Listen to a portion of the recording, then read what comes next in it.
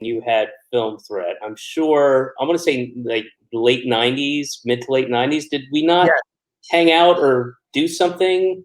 Yes, at I at South by Southwest, I know. No, we have crossed paths. Yeah. We have crossed paths. And maybe you remember when Film Threat was in print. I do. I definitely remember that. That's great. That's awesome. Well, let's start the show. We actually have like this little fancy show open. Can I run to the bathroom really quick? You run to the bathroom and I'll do a quick intro while you do that. Great. Yeah.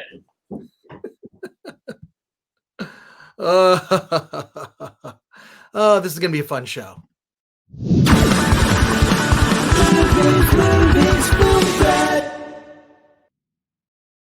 Welcome to the Film Threat Podcast. I am Chris Gore. I am pleased to have on today a comedian whose career I have followed for so many years, from Mr. Show, of course, on HBO.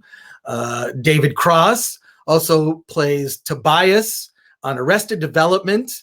You may be familiar with some of his stand-up comedy, and I have read his book. And when I say I've read his book, truthfully, I have listened to his book. So I'm a big fan of Audible. I download a lot of audiobooks just because I spend too much time on a screen, looking at a screen. I do that too much. So I like to listen to books. And I listened to his book, I Drink for a Reason, which is a great telling of David's life. And you see how he developed his comedy. I am stalling, of course, because David just got back from the bathroom. David Cross, welcome to the Film Threat Podcast. Thank you. Thank you for having me. Thank you for letting me urinate. Lesson learned. First thing I want to tell people, do not do a juice cleanse when you have a full day of press. It's a very inopportune time to try to do that. Yeah, well, I mean, you'll get some frequent breaks. I mean, if you need to take a break, we can pause the recording here if you like. But right now, as you said that, I'm still peeing. Well, I was just saying in my short intro how I've been aware of your comedy, obviously for Mr. Show, playing Tobias on Arrested Development. I want to thank you for Fantastic Four, the musical, which I think was inspired. I don't know where that idea came from, but I'm a longtime Fantastic Four fan. So that whenever they pop up, I love Mitch or somebody in the room there. Yeah. But also, just having followed your stand-up and I read your book, I Drink for a Reason. And I was just saying, when I read the book, I like to listen to audiobooks, and especially audiobooks, biographies of comedians read by the author are great. Like that's a great way to absorb it. But this movie is unlike anything you've ever done. I think it's amazing. It is funny, but I think more than that, it's very spiritual. Like what led you to play butterfly enthusiast, Robert Pyle? It's a real person. So tell me what led you to this. Well, initially I got the script, which was a little bit different than what, as often is what you ended up being on screen. But I got the script, and I really liked the story, and that was in conjunction with the fact that I rarely get these kind of opportunities. I'm usually like the asshole neighbor or the nerdy brother-in-law or something like that. So those were two big reasons, and then I wanted to meet with Tom Putnam, the writer-director, and because if you're going to do something like this, and I could see, they also presented it as a low-budget indie, movie, and so you can get a sense from the script how difficult it's going to be, difficult to shoot, and how tight and with bare bones. And I wanted to, if you're going to spend, a month and a half in the woods with somebody, you better get along with them and be on the same page. And so we met at a bar in LA, and it was initially going to be like an hour long, and we ended up being there for like 3 hours and really hit it off, and I wanted to see how collaborative or open to ideas, because I had a ton of ideas. I came in with a bunch of thoughts and ideas, and he was completely amenable. And from that point forward, I said, yes, let's do this. And it was a while. It was like a year before we actually started. There was a year of rewrites and going back and forth, and for them to get the crews and all that stuff together, and try to secure locations and things like that. And then yeah, so it was it was extremely hard, without question, the hardest, most grueling thing I've done, but well worth it. I'm glad I did it, and I'm happy with the final result. And again, it's a part I don't really get offered that much. Well, yeah, David Putnam actually, and David told me, I totally don't remember this. Tom, that's right, Tom. What am I saying? Tom Putnam. Yeah, he was an intern at Film Threat magazine in the '90s. Oddly enough, really, yeah, wow. And yeah, that was bizarre, and I totally didn't remember him. And obviously, I just screwed up his name, but yeah, I would say that if I didn't remember him, he's probably not a great intern. But I will say, as a director, he did an amazing job on this. I mean, there's stuff in this that's really frightening. And it was it was really frightening. I mean, there were a couple things that were really, we had like by law, you have to have your stunt coordinator guy, you have to have a safety guy there. And there were a couple times those safety guys were like, I'm pulling him, I'm getting him out of, grabbing me. And there was some, that the lava tube stuff is, it's because of, I know how it looks, but I'm telling you, you can't get a sense on screen of how deep down we were, and how dangerous that was. And when you see that shot and you see it's almost like it's underwater, you see all the particles in the once my head torch hits it. I mean, there was like it was a physical difference. We were so down below. It was very, very cold and wet. Everything, you're walking through water basically, and it's all lava rock, so it's cutting everything. And that was a really dangerous. That was a dangerous part of the shoot, like people getting hurt, kind of thing. I mean, you looked like you were in danger. I'm already claustrophobic, so seeing something like that was kind of frightening. It was crazy, like, and getting in and out. And you only came out once. We all went in the morning. We came out once, and we went back in, because there's no going up. You're literally, it's like a Bond villain lair where you're like, hey, there's a rock in the middle of the thing, and you move the rock, and there's this laboratory that's, you have to walk down these kind of like diamond plated stair things for, a quarter of a mile. And that's what it was like. And you had to secure yourself to the stairs to get down this, massive, it's crazy. It's one of the craziest things I've ever experienced. And I wouldn't, just knowing what I know about you, you strike me as more of an indoorsman. I'm definitely not like that. I mean, I like walking through the woods. I like going to the beach, but I'm not a camper. The desert has no appeal, zero appeal to me at all. I do love the woods. I love the Atlantic Ocean. But yeah, I'm probably more prone to, watching a travel video than actually. Although I do want to hike Machu Picchu. That's on my ticket list. Well, Tom did mention, because I interviewed him as well, like he was saying that you actually began to really get into it, like where you became good at being an outdoorsman, so to speak. Is that something there had to be? I mean, you mentioned a year of development and going back and forth. You had to have developed these skills. I mean, I got better at it. I mean, part of the pre-production, I went out early and I went with a survivalist, and we hiked some of these trails, and I got better at that. I learned how to, put up the tent and all that stuff, and a lot of the the shooting because of the nature of this low budget thing with a skeleton crew where we had a finite amount of time, it's like, and we would have often, it would be bright and sunny, and then there'd be within 25 minutes a 40-degree drop, and then it's just the clouds open up, and you just have to keep shooting. So a lot of that stuff in the rain, it's not like we waited for the rain to come. We were like, you got to shoot, and I put on my little thing and put the tent together, and you just go and you shoot and you do it regardless of what's happening. And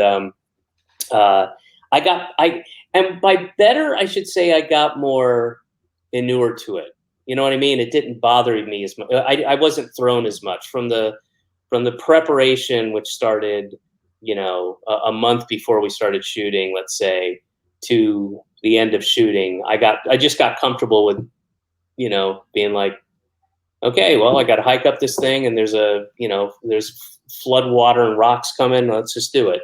Whereas initially I probably was more like, guys, am I really supposed to, and how much did you know about the Robert Pyle, the real person that you were playing in it? I knew nothing about him prior to seeing the script, and then I got a bunch of his books. I got some of his poetry books, and the actual book, that the Dark Divide is based on. And I read about a third of it, and then I stopped reading. I told Tom I'm not going to read the rest of this until I'm done shooting, because it was starting to step on my ideas of what I wanted to do. And I had met Robert, and he is genuinely one of the nicest, sweetest, avuncular, Santa Claus, optimistic people you could ever meet. And he is the Robert that I met is quite different than the Robert that I'm presenting in the beginning of this journey, because he starts one way and he clearly grows and evolves, and by the end of the thing he's a different person, and so I wanted to just be true to that idea that I had, and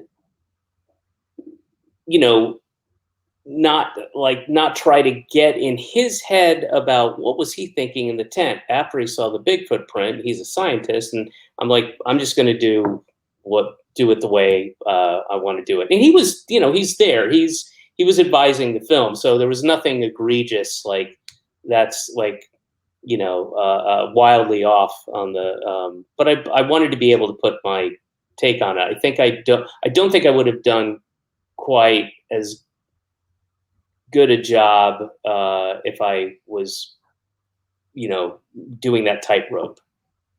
How did you balance I mean, there are parts of this movie that are funny. Maybe it's just because, we know you as a comedian in your other pursuits, but there is a balance, right? I mean, this is probably the most serious role you've ever taken on. But did you talk about, you and Tom, how to keep that balance? Yeah, I mean, to the degree that we want the character to always be believable, there are, as you know, there are varying degrees of comedy. There's wild, broad, silly comedy, and there's comedy of manners and all kinds of stuff. But we actually, the scene that was kind of the funniest in the classic definition, which we cut way, way, way down and just changed. And it went through a number of edits because we were favoring the comedy initially, is when he's in the gas station towards the very beginning and he can't figure out the map and he's kind of getting pwned by the various locals. And we took a lot of the comedy out of that one. And just to make it softer and more realistic. And he's a guy who is, clearly out of his element, and excuse me. And and so the comedy that remains in that scene and in the movie is all like to service the character and the movie. It's not funny for funny's sake. It's not it's all it's a softer kind of comedy that is is comes from the character and in his situation. The film is a journey. I mean, not just a physical journey, but it's a spiritual journey as well. It's a documentary about journey. Yeah, in a sense, it is. Yeah, I mean, it's. Did you feel? I mean, there's also a journey in making this film. Did you really sense that and feel that? Like that's. I feel like that's the thing that's most effective about this film, is especially the cave scene and just the sort of catharsis that you see this character go through. I felt very connected to it and just very moved by it. And so I just think that can you describe like the experience making the film and then just the result and what that journey was like? Well, it's interesting. You're the first person to bring this up, but it's some of those, particularly the penultimate scene and the scene of the lava tubes were some of the last scenes shot, and it was such a difficult shoot, and like we were staying in shitty, terrible, not ideal places. No internet. I couldn't talk to my wife or my daughter for days, and like there were 3 days where my dinner was peanuts and beef jerky from because they would have like a craft service thing, which was just on a table, and everything closed. We were remote. We were in a remote place. There was no catering, and that's why three nights in a row, my dinner was peanuts and beef jerky, and it was a really hard shoot, and so many things went wrong, and I think by the time I shot those scenes, especially the cave scenes, I mean that was a lot of frustration, and I mean it wasn't hard to bring that stuff up, even though I'm thinking about the death of my wife, but it was, and the idea that I'm going to die. I'm going to die here. That was not too many steps away from my feelings of the production. Like, I'm going to die doing this production. I'm going to die here. I'm going to die. So, it was kind of easy to pull from that at that point when we were shooting it, because the shooting itself was if there was a documentary crew, it would be its own kind of living in oblivion type of movie, because I mean so much shit went wrong. It was nuts, just crazy. Well, your performance really is remarkable. Like I said, unlike anything we've seen you in. You also strike me as someone who doesn't care about any sort of awards recognition, but I could see there being a campaign for you for actor, and I mean, far less competition this year, just because of what's been going on. So, I mean, I'd like to win a Tony for cast recording of a for, I'm going to say, Man of La Mancha. Outside of that, I don't really. You know what? I got to say though, to be completely honest, it's disingenuous for me to say that I don't care about awards, because I would care about an award if I was doing something that I thought was worthy of that award. Oftentimes I don't, but it would certainly be, I guess, fun and kind of validating on some level. But I mean, they just fuck it up every time. I mean, Bob Odenkirk wasn't nominated this year. That's crazy to me for Saul for season 4. That's nuts. And they just, my biggest issue is always and always will be comedy writing. What gets nominated for comedy writing in TV? Sorry, now I'm off on a whole fucking tangent. No, do it. It's just and it's easy, it's the campaigning is a campaign, and it works. It works, that god awful movie Crash, won. I mean, American Beauty. Come on. I mean, these are not good movies. Right. They tick the boxes of everything they need to tick. But anyway, whatever. Right. Yeah, to me, those movies are Oscar bait. They're kind of made to win awards, but I could see this shining through because I don't even know what is else. Well, not after this interview.